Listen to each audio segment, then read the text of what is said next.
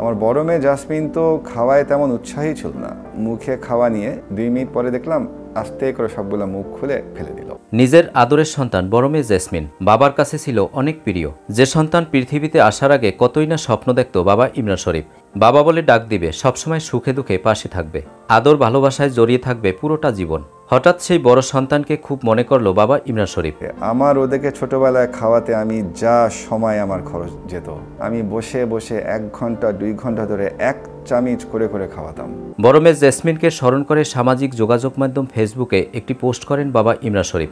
জানেন তো, আমার বড় মেয়েটাকে ওরা একদল মানুষ বেআইনিভাবে বিদেশ নিয়ে গেছে। হয়তো আর কোনোদিনই আমার মেয়েটার সাথে দেখা হবে না, তবে মেয়েটা বেঁচে আছে এটাই আমার একমাত্র শান্তি। আজ 2 বছরের উপরে মেয়েটার মুখটা দেখি না। ও আমার কথা মনে করে কি মন খারাপ করে থাকে?